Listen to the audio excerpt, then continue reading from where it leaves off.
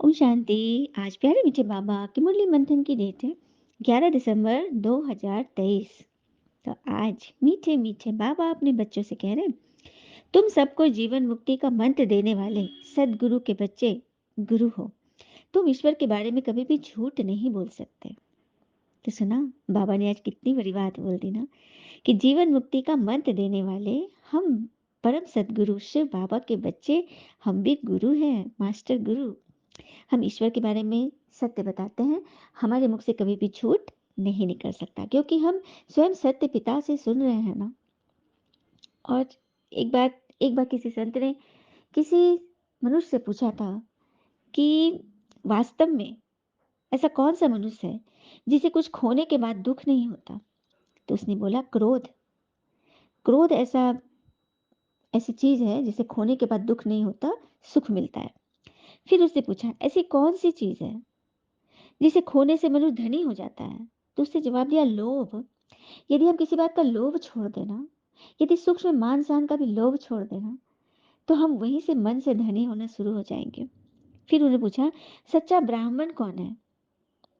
तो सच्चा ब्राह्मण वह है जिसे सब में ब्रह्म स्वरूप दिखाई दे, जो हरेक को ईश्वर का संतान अपना अपना भाई बहन समझे, जो क्षमाशील हो। हम्म किसी बात की बात तो हो भी गई, लेकिन उसमें से भी उसका निदान समझकर स्वयं को फ्रेश कर ले, वही है सच्चा ब्राह्मण। फिर उसने पूछा, धर्म से बढ़कर क्या है। तो धर्म से बढ़कर है दया, करुणा। और विद्वान कौन है, जो सबको जानते हुए भी संवेदनशीलता और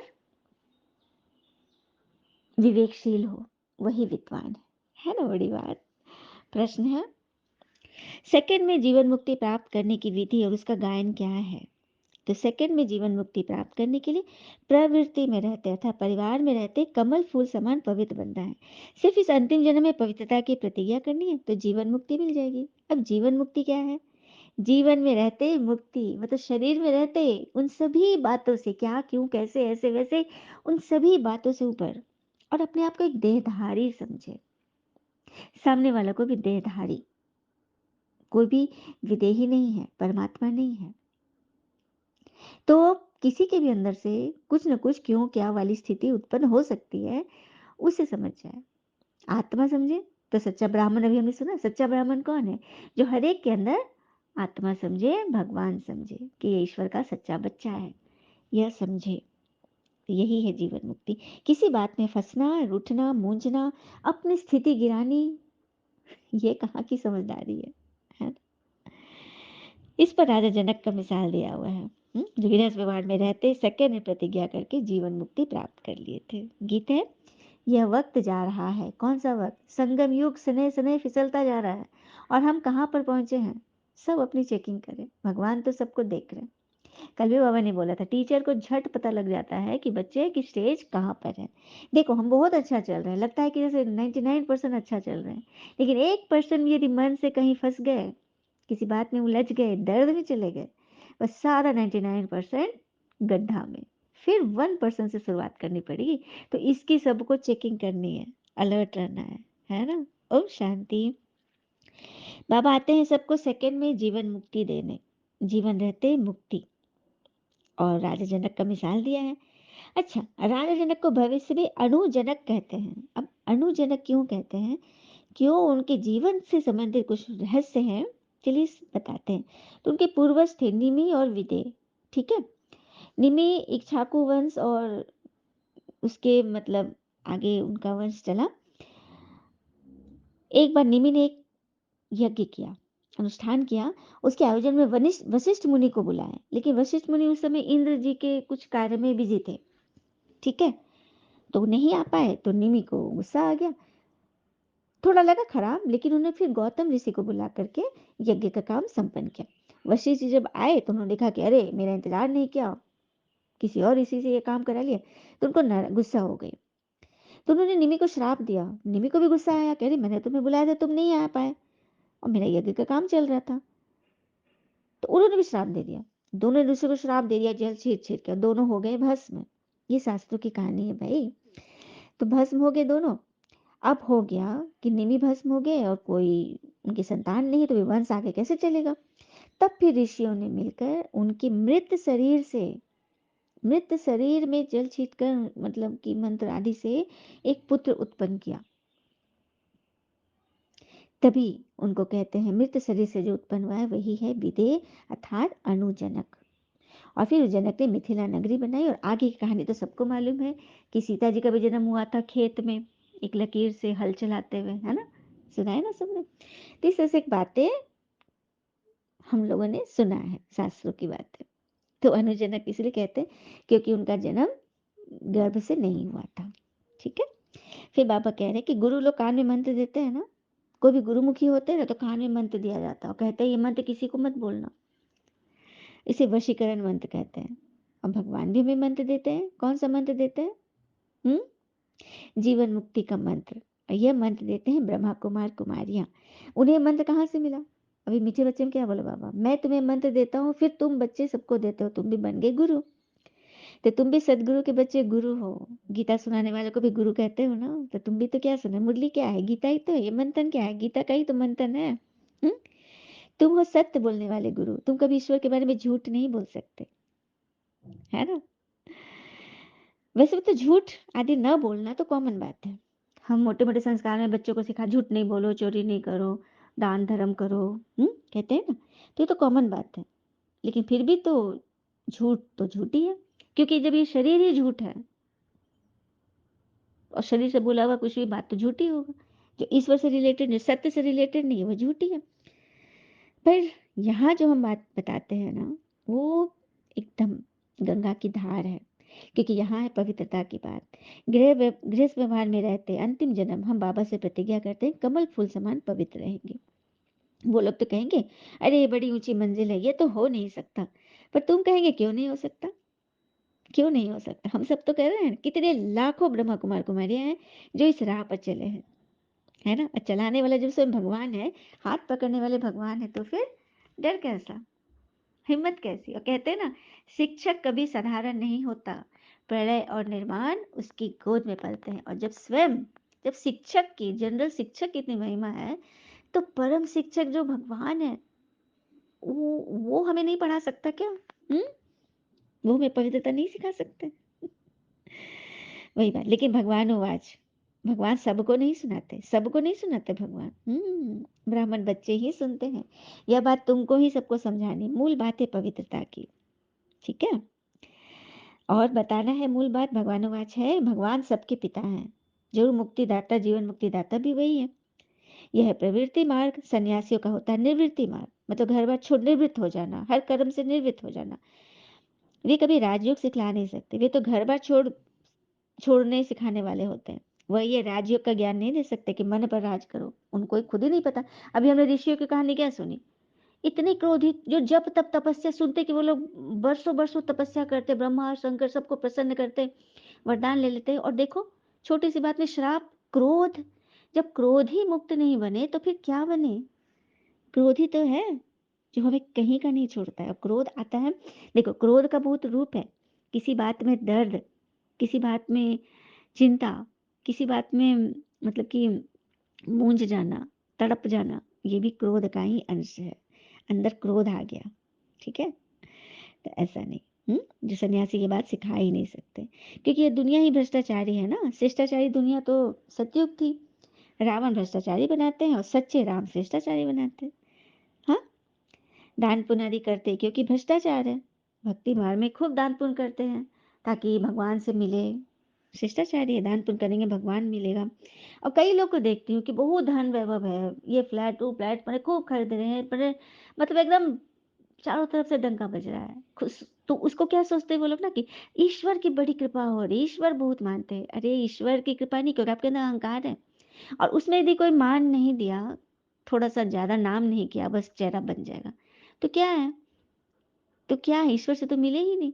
ईश्वर से जो बच्चा मिला हुआ रहेगा, उसके अंदर संतुष्टता होगी। भले धन वैभव उसको मिल रहा है, लेकिन वो प्रारब्ध भोग रहा है। वो समझ रहा है जो हमने बोया है वो मिला है। वो ये नहीं समझ रहा है कि हमसे ईश्वर बहुत प्रसन्न है और हमको भगवान दे रहे हैं। नहीं, गलत बात है। यदि आपके अंदर संस्कार नहीं है, अहंकार है, तो वहां भगवान कदापि नहीं है। यह समझाना है। दुनिया में भगवान की भक्ति बहुत करते हैं, लेकिन भगवान कौन है, कहाँ है, ये नहीं जानते। और बताओ तो मानते नहीं, तीसरी नजरों से देखते हैं कि क्या कह रहे हैं ये। उन लोगों को लगता है कि ये तो झूठ कह रहे हैं, कल्पना की बातें, लेकिन बातें तो ये सच है। जानेंगे वही जो इस कुल के होंगे, है ना। और भ्रष्टाचारी ही श्रेष्ठाचारी बनते हैं। भारत की नई रचना की कहानी को जानते ही नहीं, चित्र के द्वारा अच्छी तरह समझा सकते हो। कल भी बाबा ने बोला 30-40 का चित्र होना चाहिए, है ना। तो पहले पहले ये बुद्धि में आना चाहिए कि हम बाबा के बच्चे हैं। भगवान है स्वर्ग रचने वाला, नर्क का रचयिता है रावण। गोले के ऊपर 10 सिर वाले रावण का चित्र बना दो। स्वर्ग का गोला है, उसमें चतुर्भुज चतुर्भुज का चित्र है, और ऊपर रावण, क्योंकि रावण का राज है इस गोले पर। इस समय रावण सर्वव्यापी है। राम तो सर्वव्यापी, ईश्वर तो सर्वव्यापी हो न सके। भगवान नहीं है सबके अंदर, सबके अंदर रावण है। क्या, क्यों, कैसे, ऐसे वैसे, अच्छे अच्छे ब्राह्मण बच्चे के अंदर भी आ जाता है।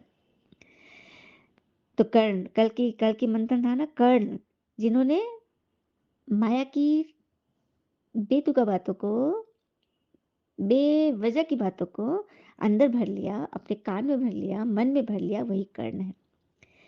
तो ऐसा नहीं, ब्राह्मण बच्चे भी, फिर उनका भी रथ फंसेगा। अगर चाहते हो ईश्वर से प्रीत बुद्धि रखे तो इन सब चीजों से उपराम हो जाओ। फिर बाबा कहते पहले पहले अलग हुई है देवी देवताओं की आत्माएं। यह नॉलेज है किसी को भी समझाना, क्योंकि भगवान से सबसे पहले अलग कौन हुआ, देवी देवता कुल की आत्माएं। वही सबसे पहले आई थी, और वही सबसे पहले मिलेगी भी।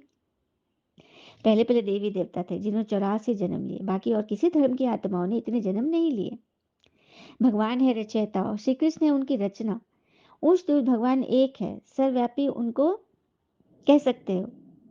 हम्म सर्वव्यापी अर्थात सर्वव्यापी नहीं है, व्याप्त है मन में, लेकिन आत्मा में नहीं। आत्मा में तो शरीरधारी मनुष्य है, भगवान एक है, सबके अंदर नहीं है।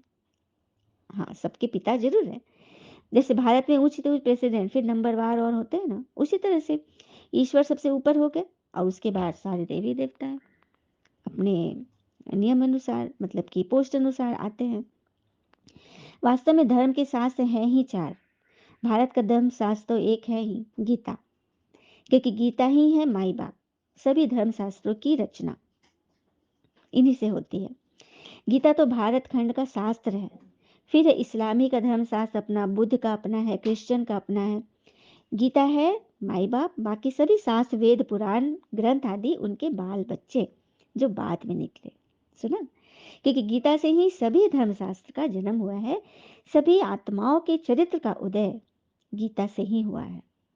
सुना, और गीता में लिखा भी हुआ है, सर्वधर्मानि परित्यज्य मामेकं शरणं व्रज। अर्थात हे आत्माओं, सभी धर्मानि परित्यज्य अर्थात अपने देह के विकारों के धर्म को त्याग कर मुझे याद करो, मैं तुम्हें सभी पापों से मुक्त कर दूंगा। जो ये बात कोई सन्यासी तो कह न सके, क्योंकि सन्यासी ने तो अपने ही घर बार छोड़ दिया, उन्होंने विकारों पर वर्क ही नहीं किया। तो ये समझाने कितनी अच्छी है, परंतु बच्चे एक कान से सुन दूसरे कान से निकाल देते हैं। हम्म इसलिए बाबा कहते जगह जगह प्रदर्शनी करो, अखबारों में डालो, खर्चा करो, सब सुने, सबको बताओ। बच्चों को बड़ा नशा रहना चाहिए। अतीन्द्रिय सुख की भाषणा गोप गोपियों से पूछो, गाया हुआ है ना, गोपी बल्लभ की गोप गोपियां। तो गोप गोपियां न सत्युग में न कलयुग में होते, वहां लक्ष्मी देवी, राधे देवी, गोप गोपियां अभी है। गोपी बल्लभ अर्थात गोप गोपियों के माता पिता अभी आए हुए हैं, है ना। बाबा कहते हैं मैं कल्प कल्प कल्प के संगम युग आता हूँ नई दुनिया बनाने। आसुरी संतान से तुम ईश्वरीय संतान बने हो, फिर दैवी संतान बनेंगे, फिर क्षत्रिय वैश्य शूद्र बनेंगे, फिर साथ साथ वृद्धि भी होती जाती है। झाड़ भी पूरा कंप्लीट चाहिए, प्रलय तो होती नहीं। भारत तो अविनाशी खंड है, भारत का विनाश नहीं होता, और भारत ही शिव परमात्मा की जन्मस्थली है। भारत का कभी विनाश नहीं होता, भारत सभी खंडों में श्रेष्ठ है। यह बात तुम ब्राह्मण बच्चे भी गए, किसी को यह पता नहीं कि संगम युग कब शुरू होता है। कल्प के संगम युग की महिमा बहुत है, और संगम युग अर्थात कलयुग का लास्ट और सतयुग के आदि को संगम युग कहते हैं। भगवान आकर हमें राजयुग सिखलाते हैं। हम्म? सतयुग के लिए तो जो संगम युग ही आएगा, है भी मनुष्य, उनमें कोई कनिष्ठ कोई उत्तम, उनके आगे महिमा गाते आप पुरुषोत्तम हो, हम कनिष्ठ हैं, आप ही बताते मैं ऐसे हूँ वैसे हूँ। लेकिन भगवान क्या कहते हैं? भगवान कहते हैं कि तुम सभी मेरे बच्चे हो, तुम सभी कनिष्ठ और मध्यम नहीं हो, तुम सभी पुरुषोत्तम हो। क्योंकि ईश्वर के बच्चे कोई साधारण तो होंगे नहीं, सभी के अंदर दैवी गुण है, लेकिन सभी अपने गुणों को भूले हुए हैं। तो उस भूल को अभूल बनाने के लिए स्वयं भगवान को आना पड़ा है, और इसी पुरुषोत्तम युग में भगवान आकर हम बच्चों को ज्ञान सुनाए, पतित से पावन बना रहे हैं। तो ब्राह्मण बगैर ये बातें कोई नहीं जानते। तो कैसे सबको समझाना है ना, हाँ, कि कैसे शिव निराकार आकर एक ब्रह्मतन का आधार लेकर हम बच्चों को यह ज्ञान सुना रहे हैं, और आकर हमें यह राजयोग सिखलाते हैं। संगम पर ही भगवान आकर राजयोग सिखलाते हैं। यह बातें कोई मनुष्य समझ न सके। कि अगर कुछ बताओ भी तो कहे कि ब्रह्मा कुमारी के पास क्यों जाए, लिटरेचर भी दो तो उसको भी उल्टा मतलब ले लेते हैं, तकदीर में नहीं है तो उल्टा उठा लेते हैं। तुम समझते हो यह पुरुषोत्तम बनने का युग है, हीरे जैसा गायन है ना, फिर कम हो जाता है धीरे धीरे। देखो कोई भी चीजों की नई चीज धीरे धीरे धीरे ग्रेजुअली पुरानी होनी है। अब जैसे गोल्डन एज सतयुग, फिर सिल्वर एज त्रेता, फिर द्वापर हो गया आपको कॉपर युग, और कलयुग हो गया आयरन एज। लेकिन संगम युग है डायमंड एज, हीरक युग। क्यों है हीरक युग? क्योंकि संगम पर ही मनुष्य देवता बनते हैं, संगम पर ही भगवान आकर हमें पढ़ाते हैं। तो इससे उत्तम युग तो कोई है ही नहीं। लेकिन हाँ, मनुष्य जिनमें देह अहंकार है वो इस बात को नहीं मानेंगे। हाँ, गरीब आदमी समझ लेते हैं क्योंकि उनके पास कोई विशेष धंधाधोरी नहीं है ना। हम्म बड़े बड़े साहूकार तो ये बात सुन न सके, वो तो अपने ही धंधे धोरी, अपने ही खरीद बिक्री में लगे हुए हैं। तो तुम बच्चों को बराबर ये खुशी रहती है, क्योंकि कहते हैं ना स्टूडेंट्स को खुशी होती है, students life is the best life. यह पढ़ाई है ही सोर्स ऑफ इनकम। देखो दुनिया में भी लौकिक पढ़ाई पढ़ते इंजीनियर डॉक्टर आईपीएस ऑफिसर बनते हैं तो एक जन्म के लिए बनते हैं, लेकिन यह पढ़ाई से तुम 21 जन्म हीरे जवाहर के महल में पहुंचोगे। तो है ना सोर्स ऑफ इनकम, वो भी जन्म जन्म की। क्योंकि मनुष्य देवता बनने की पाठशाला है, देवताएं तो विश्व के मालिक थे, यह भी तुमको मालूम है। तो तुम्हें अथाह खुशी होनी चाहिए, इसलिए तो गायन है, अतीन्द्रिय सुख पूछना है तो गोपी बल्लभ के गोप गोपियों से पूछो, जो कृष्ण के मुरली के दीवाने थे। हम बच्चे भी तो ज्ञान मुरली तो वही है। हम्म जैसे भगवान पढ़ाते हैं और भगवान ही हमें साथ ले जाएंगे। हम्म? लेकिन एक जैसी खुशी सभी की होती नहीं, नंबर वार तो होता ही है। तो बच्चों को अपना अनुभव सुनाना चाहिए कि कब किस बात में हम फंस गए। किसी से भी रूठ कर वास्तव में घर पर नहीं बैठना है, मुरली नहीं छोड़नी है। अगर मुरली छोड़ी, ज्ञान छोड़ी, तो मैंने तकदीर से रूठ गए, पढ़ाई से ही रूठ गए, टीचर से ही रूठ गए, तो फिर सीखेंगे क्या? पिता को तो पढ़ाना ही है ब्रह्मा के द्वारा। इस ब्रह्मा तन का आधार ही भगवान ने लिया है हम बच्चों को पढ़ाने के लिए, हम बच्चों को मनुष्य देवता बनाने के लिए। तो एक दो से कभी भी रूठना नहीं चाहिए। देखो बाबा फिर से बोल रहे हैं, रूठना अर्थात किसी बात में फंस जाना, झूठी नाम मान शान के चक्र में उलझ के रह जाना। यह है माया। माया बहुत प्रबल है। परसों की वाणी बाबा ने बोला था भगवान पावन बनाते हैं और माया क्या करती है, कितनी भी पावनता, कितनी भी सब कुछ कर रहे हो, लेकिन छोटी सी बात में माया लूट लेती है ना। तो इससे बचना है। अच्छा, मीठे मीठे बच्चों प्रति भगवान की नमस्ते, हम बच्चों की भी प्यारे बाबा को नमस्ते। धारणा के लिए मुख्य सार, पहली पॉइंट, बाबा जो सुनाते हैं वो एक कान से सुन दूसरे से निकालना नहीं है, ज्ञान के नशे में अतीन्द्रिय सुख का अनुभव करना है।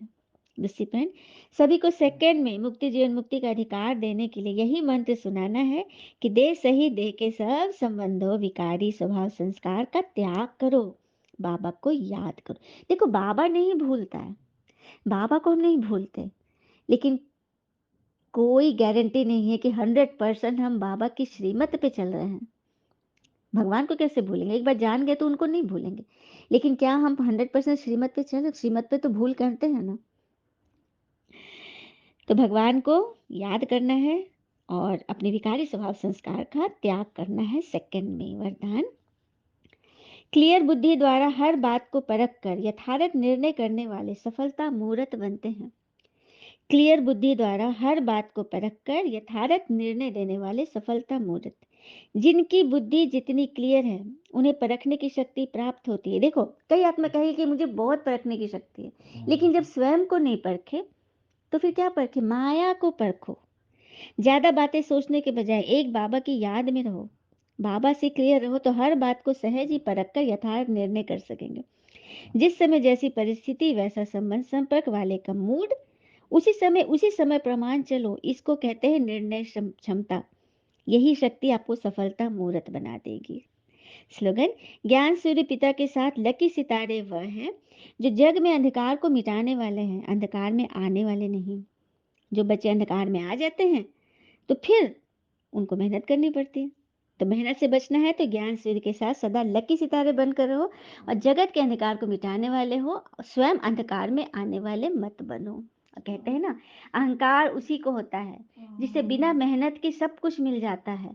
मेहनत से सुख प्राप्त करने वाला व्यक्ति दूसरों की मेहनत का कद्र करता है। अच्छा, ओम शांति। शुक्र मीठे बाबा, बाबा के प्यारे प्यारे बच्चे, आप सबका जीवन सदैव शुभ हो। ओम शांति।